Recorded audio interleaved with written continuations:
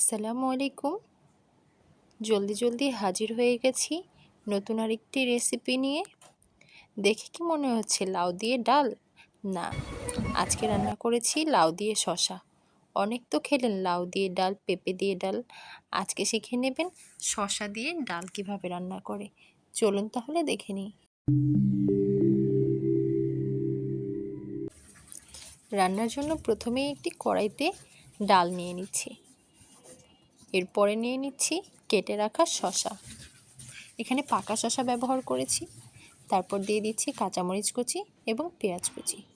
দিয়ে দিলাম 1-1.5 চামচ পরিমাণ আদা রসুন বাটা, 1 চা চামচ পরিমাণ হলুদ গুঁড়া, স্বাদমতো লবণ এবং তেল। এরপর সবগুলো একসাথে ভালোভাবে মাখিয়ে নিচ্ছি। হাতের সাহায্যে মাখিয়ে নিচ্ছি, আপনারা চাইলে চামচ ব্যবহার করে নিতে পারেন। মোটামুটি ভালোভাবে মাখিয়ে নিয়ে দিয়ে দেব পানি। ডাল এবং শসা সেদ্ধ হয়ে আসার জন্য যতটা পানি দরকার আপনারা আন্দাজ করে ঠিক ততটাই পানি দেবেন। এরপরে ঢেকে দিচ্ছি পানি শুকিয়ে যাওয়া পর্যন্ত। চলে আসলাম প্রায় 10 থেকে 15 মিনিট পর। পানি একদম শুকিয়ে গেছে, ডাল এবং শসাটাও সেদ্ধ হয়ে গেছে। এই পর্যায়ে একটু হালকা কষিয়ে নেব যাতে করে ডালটা একটু ভেঙে মাখা মাখা হয়ে যায়।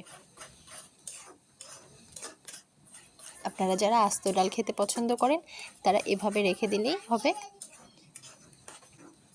কষিয়ে নেওয়ার পর দিয়ে দিচ্ছি সামান্য একটু পানি, কারণ ডালটা আমি একটু ঝোল ঝোল টাইপ রাখবো, খুব বেশি গাঢ় করব না। এরপর নেড়েচেড়ে ঢেকে দেব এবং আর একটু অপেক্ষা করব। ফিরে আসলাম আরও 5 মিনিট পর। ডালে বলক চলে আসছে। এবারে ডালটা আমি বাগার দিয়ে নেব। সেই জন্য অন্য আরেকটি কড়াই নিয়ে নিচ্ছি। কড়াইতে তেল দিয়ে দিচ্ছি শুকনা মরিচ ফোড়নের জন্য। এরপর দিয়ে দিলাম রসুন কুচি এবং পেঁয়াজ কুচি।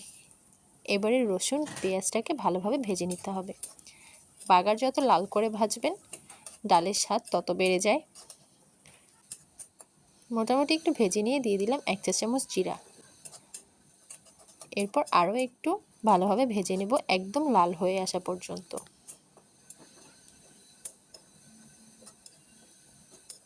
একদম লাল হয়ে গেছে। এবারে আমি সে ভেজে রাখা মশলাটা দিয়ে দিচ্ছি ডালের উপরে।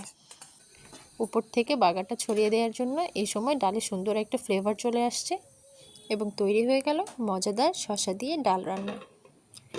এই তো সার্ভ করে নিয়েছি গরম গরম শসা দিয়ে ডালের এই অনেক অনেক মজার তরকারিটি। বাসায় আপনারাও অবশ্যই একবার ট্রাই করে দেখবেন এবং কেমন লাগলো জানাবেন। Subscribe to my channel and press the bell icon.